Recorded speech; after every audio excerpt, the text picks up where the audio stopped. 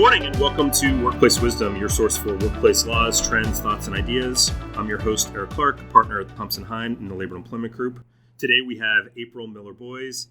April has nearly 25 years of experience in and around the C-suite and corporate boards of a wide variety of public and large privately held corporations. April is currently a senior vice president at Meritor, Inc., although by the time you listen to this, she may be starting a new position. Congrats on that. April has vast experience in global markets, global and national transactions, joint ventures, and mergers and acquisitions.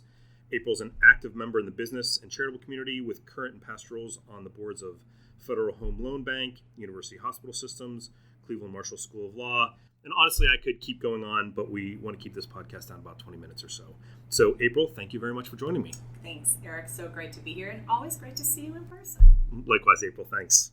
April, there are so many things you could talk about and really help our listeners, but we picked something today that is applicable to every person in every workplace around the world, and that's how to win at your career. Yeah, this is something that I'm really passionate about, so I'm so pleased that you asked me to join you for this conversation. Great. So, April, you have a group of things that can help people. I don't know that we'll have time to get through all of them, but let's jump right in and do as many as we can today. Great. Looking forward to it. All right. So the first thing I see here, that you recommend that people have a vision of what success looks like for them and that they create a plan to get there. Yeah, so I think you really, as you're thinking about building your career and continuing your career, even if you're, middle management or senior management, you really need to be, you want to have a clear vision of what that looks like for you, right? Because people have different ideas of how they want to become successful. And somebody might say, hey, I want to be a general counsel, or I love what I'm doing. I just want to do it every day from 9 to 5. And so being really clear about what that success is to you will help you better define how you're going to get there and how do you shape your day-to-day and your short-term, medium, and long-term goals. Well, what if someone has various visions of success for them, at least in the long term? So, if I'm a young lawyer and I'm interested in maybe being a successful partner at a law firm, that might be one path to success. Another path might be general counsel of a corporation, or even another path might be moving into a business role down the line. How does someone take each of those? Do they create separate plans for those, or what's your idea? No, that's a good question. And certainly, clearly you want to have optionality because you don't know today exactly, what your career is going to look like 5, 10, 15, 25 years from now. I certainly didn't know when I was a young lawyer that I would, end up on a corporate board and as a, partner in a law firm and then a general counsel, a managing partner. And so you want to have that optionality, but I also think you want to be clear in writing down what some of your goals are. And you can change it every single year and every quarter and every month if you want to. But the idea is that you have a target and a clear goal that you're looking to attain right now. And there are some steps that you're going to work on to move towards that. Again, you may change your mind in a year or 2 years, but these are like bricks, right? So you're using these bricks to build to something greater. And, as you're building this wall, it may look really different at the end, but you need to be really methodical and thinking through some of those steps that are going to help you get there. Great. Excellent. Wherever there is. Excellent. Well, let's move on to the next one, which is take charge of your career, take initiative, be proactive. Give us some ideas of what type of actions or proactive methods you recommend for people at sort of early career, mid-career versus late career. Again, I think it goes back to intentionality, and the idea here is that I've seen too many young people in their career who think, I'm going to go into this organization, I'm going to put my head down, I'm going to do really good work, I'm going to work hard and execute all my projects, and someone is just going to notice me, and they're going to say, wow, April's doing such a good job, we want to get her new experiences, move her into a lateral role, or, promote her. It just doesn't happen that way, and you need to really be your own advocate and be proactive in thinking about what do I want to do next, and how is the work that I'm doing here going to help me get there, and having those conversations in your office with your peers and with your managers and people who are in different parts of the organization. Just, again, really being proactive and not just kind of sitting in your space and doing good work and thinking that is going to be enough, because it really is not. This seems to match really well with the first tip that you gave, which is that you want to have a vision of what success looks like, and create that plan. And then part two is sort of execute on that plan, making sure you're getting the opportunities that would lead you to that final plan. Exactly, and I don't want people to be in a place, because I've seen this happen too, where people will say, well, I had a bad manager, or so-and-so didn't promote me, or so-and-so, wasn't really looking out for my career. If you start with the idea that it is really your responsibility, right? You need to be taking charge of your own career, not that it's all within your hands, but you have a significant role to play in making sure that you're getting the opportunities, or at least trying to get the opportunities that you really want. So don't, put your career in somebody else's hands. That is such a great point. Every one of us at some point in our careers has had a bad manager or coworker, and it would be easy to let that sort of deride our entire career, or derail our entire career.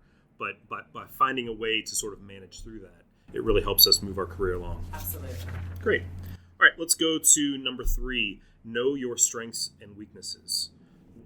Give us a little background on that. Yeah, so this one I think is really important. There is, I don't know if you're familiar with this, Gallup has a book called Strength Finders, and I'm a really big fan of that.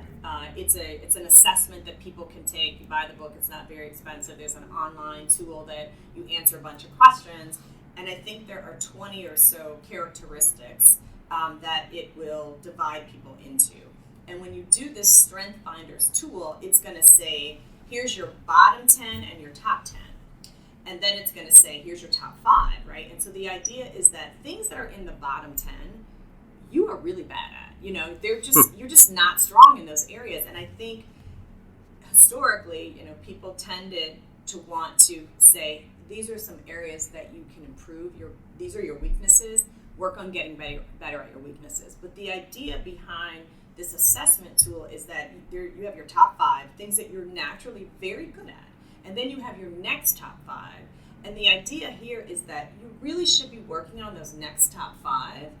You have your top 5 that are core, the next top 5, you're pretty good at it already. So work on getting better at those things and know what your weaknesses are, and think about that as you're thinking about opportunities and roles and developing teams, right? So if you have things that you're really bad at, that should not be a core part of your job, but you also want to think about being on a team with people who are really good at those things, right? So that's the whole idea of doing this assessment, because then you understand your team dynamics, right? And so if you're a big extrovert, you want to think about that in the types of roles that you may be really good at. And so I just think it's so important for people to really understand what they're good at. Another assessment that we use at Meritor a lot is called DISC, and it just helps you think, like, am I a thinker and a planner, and I need everything to be perfect, I need to do all the math and all the calculations before I would present it?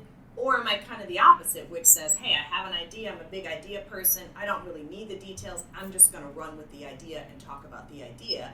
And you want to have both of those kind of people on the team, right? And so there's lots of different assessments that organizations use, like Deloitte has one, which is great.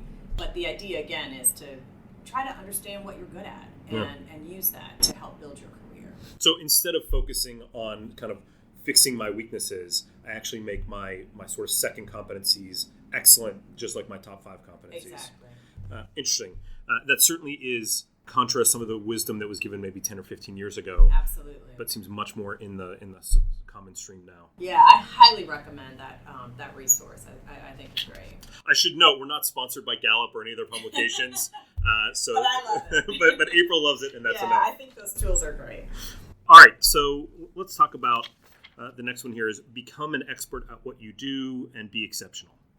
So this is important because I think, millennials maybe get a bad rap. Everybody thinks that, they start in the job and next month, next year, they want to be the CEO, right? They're bored and they want to, move up into leadership. And there's a little bit of truth to that.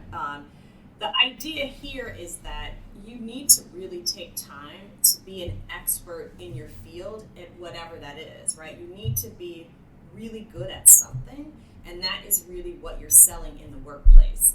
And so before you have that expertise, you can't really be in charge. You can't be leading other people, and it just takes time to build that expertise. Malcolm Gladwell in his book talks about the 10,000 hour rule, right? And the 10,000 hours is like 8 to 10 years, depending on, how many hours you're putting in each year. By the way, I wish we were sponsored by Malcolm Gladwell. We love his podcast too. Absolutely. But the whole idea there is that you have to put in the work to become exceptional. There just really is not a shortcut for that. And then once you have that expertise, no one can take that away from you. And that is really what you're selling. And so take the time to do that. I'm not saying, do nothing else for 10 years, but know that you're just building that expertise and that credibility hour by hour by hour. Yeah. It's funny. People do think millennials sometimes want to sort of jump too soon to the next level. But I feel like Generation X, which I'm a part of, was as guilty of that or more guilty of that than millennials even were. But one of the things I think people get worried about with becoming an expert or sort of getting into a niche is they'll get pigeonholed into that niche and never really be able to move out of the individual contributor role into something bigger or broader because they will only have that. How do you advise people deal with that situation? Yeah, that's a good question. And certainly you don't want to get pigeonholed, but I think, you're building an expertise, and it doesn't mean that your expertise and your knowledge can only be used in one area, right? You certainly want to have optionality, but you can take that skill set and that knowledge and think about other things that you can do with that. But if you don't have that kind of based knowledge and expertise, what is it that you're really selling, right? What are you bringing to the organization? And if you're just jumping around too much and never really becoming an expert at anything, it's going to be hard. Eventually you're going to wake up, and I think it's going to be hard to be well placed. And somebody is going to say, what am I buying from Eric? Where do I fit him into the organization? Because what kind of expertise and experience has he built in the time that he's been here? Gotcha. Great advice. All right, let's go to the next one. This may be my favorite of all of your tips for success, and it's know your organization and how it defines organizational success. And what this really sounds like to me is sort of know the game and the definition of winning. It reminds me a little of my 13-year-old Noah. We play a lot of board games as a family, and whenever we open a new board game, I'll start going through the rules and explaining how to play. But Noah inevitably interrupts me and says, "Dad, how do you win?" And that's sort of what this strikes me as when I read it. No, that's exactly right. And so, I'll use an example as a lawyer, right? And so you could go to many, many organizations and be a lawyer in-house and represent that organization. And in your mind, you might be thinking, all of those roles are the same and they're equally interesting to me. But that's really, to me, the exact wrong way to think about your career and the value that you're adding to an organization. First, you need to really understand the organization, right? Where does the organization fit in the food chain, the supply chain? How does the organization think about winning? Who are the competitors? Who are the customers? What's the competitive environment like? And what is the organization trying to accomplish? And when you really understand that, then you can be more effective in your role, right? If you're just thinking about just your role and not the entire organization, I think you're setting yourself up either for failure or just to be pigeonholed and not a significant contributor to your organization, right? Because you're thinking of yourself as just, I'm just making widgets or providing widgets to my organization, regardless of what the organization does. And I think the most successful executives and contributors, it's because they really understand their organization and what the organization is trying to accomplish. And again, I think especially with lawyers sometimes, we get into this little, I'm just going to sit in my office and answer legal questions and, wait for people to come and ask me a question, and I will say yes or no, or this is why. And I think that's exactly the wrong way to think about your career. You need to really be out embedded in the business and really understand what the business is trying to accomplish, so you can really be a trusted advisor that knows the business and can give your advice in that context. I think that's great advice, not just for people embedded in the business, but also outside lawyers. Right? For me, knowing how my organization defines success or my client defines success, that's how I need to define it as an outside lawyer. I can't just sort of spin my wheels off on a case or a negotiation or an arbitration. I need to know how they define success and try to accomplish that. For that particular piece of litigation or arbitration or dispute, absolutely. Right, and different clients define it differently, so that's an important thing up front for any engagement. All right, the next one is stay visible by promoting yourself and your successes. It's okay to brag sometime. All right, so this is a tough one. I feel like people need some suggestions or tips from you on how to sort of best accomplish this. So this is we talked about this a little bit earlier. It's, don't just put your head down and do good work and think that you're going to be noticed, right? So when you do something and you do have some success, you want people to know about that, right? Because you want them to be able to use that to think about you in a different environment or a different situation. Wow, Eric was so successful here. I could see him having success in this other area. Or we could use him in a very similar situation in a different part of the company. And you have to be careful about how you do it, certainly. And, sometimes, for example, if you're working with a team, you can talk about the success of the team. Look at what we accomplished. I want to make sure that everyone understands the problem we were facing and how we dealt with that. And whether you're talking to, peers in other parts of the organization or your manager or your manager's manager, couching it in a way that you're helping them understand how you solved a problem for the organization. And again, maybe it wasn't you alone, maybe it was you and a team, and using those kinds of words and that kind of language, I think, goes a long way. Well, it's a great point, and it goes to one of your earlier ones about getting a lot of mentors involved and advisors. I mean, to the extent you're on a team, or to the extent that you can promote the team that you were involved in, or your mentors or your advisors, it sort of brings your success along with it as you're promoting other folks. Absolutely. In a more humble version of that. Totally agree. Great. Building trusting relationships across the organization, always valuable for anyone in any career. What types of suggestions do you have for folks on how to do that? Yeah, I think this is especially important for people who are in larger organizations, and even smaller organizations, but they tend to be a little bit easier to maneuver. So if you're in a really big, global organization with lots of people all over the globe, lots of different functions and business units, it's really easy to get siloed and to just, understand the organization from your perspective, understand people from your perspective, understand the business challenges from your perspective. And so I really encourage people to build relationships across the organization. So if you're in legal, right, be building relationships with people in treasury and external reporting, people in the business units, people in HR, people in shared services, people who are in Europe, people who are in Brazil, who just see the organization very differently. It's just going to give you a window into the organization from their perspective. And I think, again, it just makes you better at your job, and it gives you a broader view of what's going on in the organization. So building those trusting relationships, people are only going to share information with you if they have a relationship with you, a trusting relationship with you, and that takes time. And so I just really encourage people to do that, whether it's through, lunches or working on a committee that's not specific to your job or your location or your function, and just building those relationships across the organization in order to use that, to be able to utilize that information as you're thinking about how do you best serve the organization. The next one we have is expanding your network outside the office. I mean, what you say here is who you know is as important as what you know. Let's focus on, there's a lot of ways that we could approach this, but let's talk about somebody who moves to a new city, takes a job in a new city that maybe they're not familiar with. What kind of things should that person be doing? Sure. So I think for me, the focus again is you're building your network inside your organization, but you also want to have a network outside of your organization. Number one, it's going to give you a different perspective on your organization, and you can do that in a lot of different ways. It might be people in your neighborhood. It might be people who you meet at your yoga class. It might be, you join a board of a nonprofit, something that you're passionate about, and you meet people through that organization as well. Those are some of the ways I would think about building that network. But again, the idea is you want to be getting information from more than one source, right? So you're gathering information about your organization from people within the organization, but also people outside of the organization. Okay. And so people should be active, is what it seems like you're saying, active in their community, active in their neighborhood, and active in their workplace. You hear the phrase, never eat lunch alone, periodically, certainly seems like something that's appropriate here. But I mean, should people, if they don't have an activity, how do they pick what they're going to be active in the community?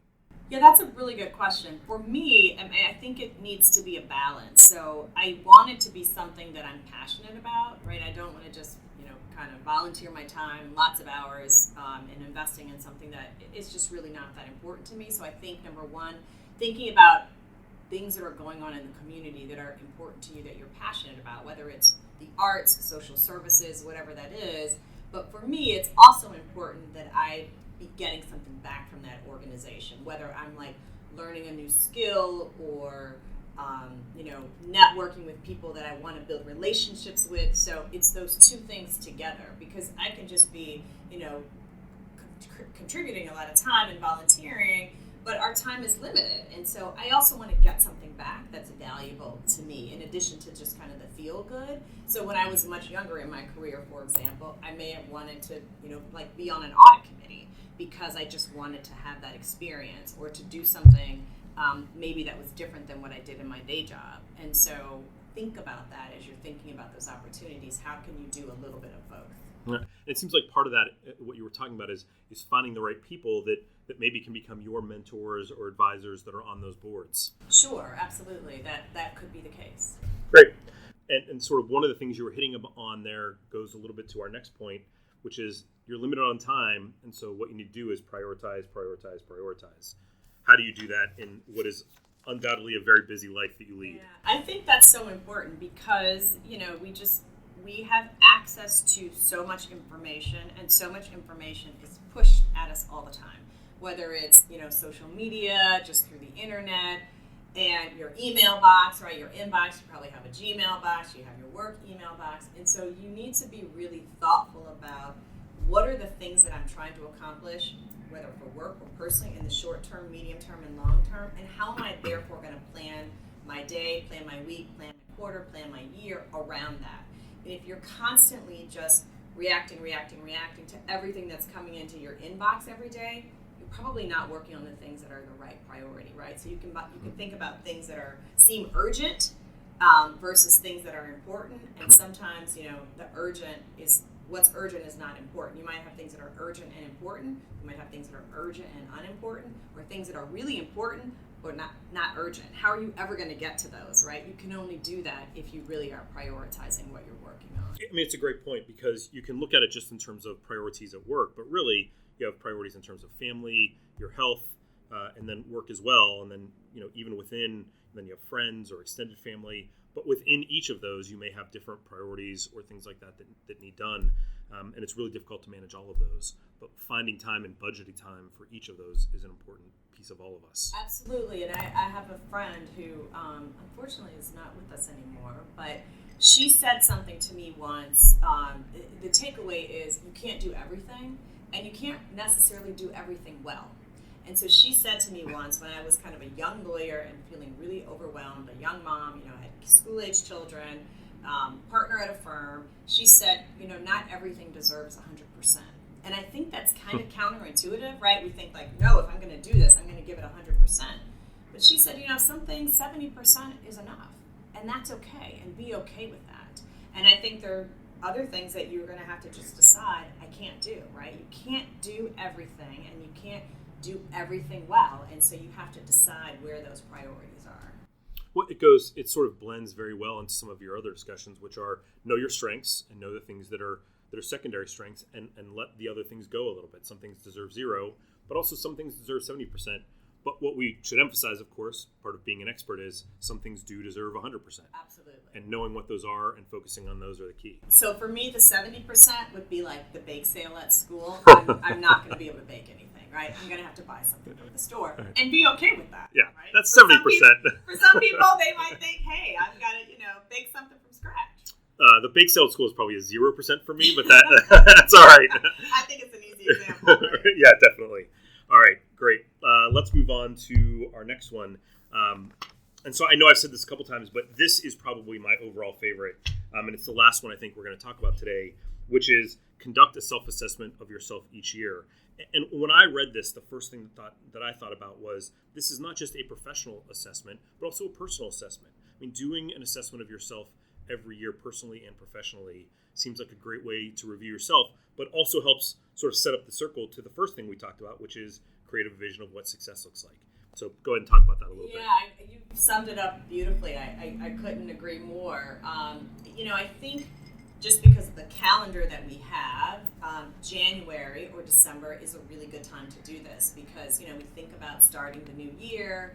And so I think, we talked earlier about having a plan, short-term, medium-term, long-term plan of what success looks like. You should also be writing that out. And so this is a great opportunity to look back at that plan and reflect, what did I accomplish? Did I do the things I thought I wanted to do? Where did I focus? Where was I successful? Where do I, maybe need to work more next year? And again, going back to the plan you set for this year and then saying, okay, I'm going to set a new plan, which I'm going to write out for next year. But I just think it's such a great time for reflection and then planning. Again, not that your plan is going to be perfectly executed, but if you don't write it down or you haven't even thought about it, you're kind of just, walking blindly through the world, if you will, and allowing just things to happen to you without you having any kind of intentional impact on where you're going, which I think is not a good way to go. This reminds me a little bit of something I do every year. I read, probably 10 or 15 years ago, something that said that of New Year's resolutions, which people make on a regular basis, only about 20% of them continue on beyond the first 3 months of the year, that the other 4 out of 5 fail. And so what I started doing about 15 years ago was every year I come up with 5 New Year's resolutions that I do at the beginning of the year under the theory that one will sort of last out throughout the entire course of the year. And this self-assessment idea really creates an opportunity to identify, for me personally, what I refer to as the Eric Clark self-improvement plan each and every year that I can start the new year with. And then from those, I can really whittle down to 2 or 3 that I think are really important once I've done them for a few months and really focus on them and hopefully improve myself every year. Well, April, let me say thank you for doing this today. I know that you have a lot of other tips, but I want to be respectful of your time. And if you ever want to come back, we'd always be happy to have you. Absolutely. It was great to be here, Eric. Thank you so much for having me. Thank you. Thank you for listening to Workplace Wisdom. This is your host, Eric Clark. If you have any questions, please do not hesitate to reach out at eric.clark@thompsonhine.com. Thank you.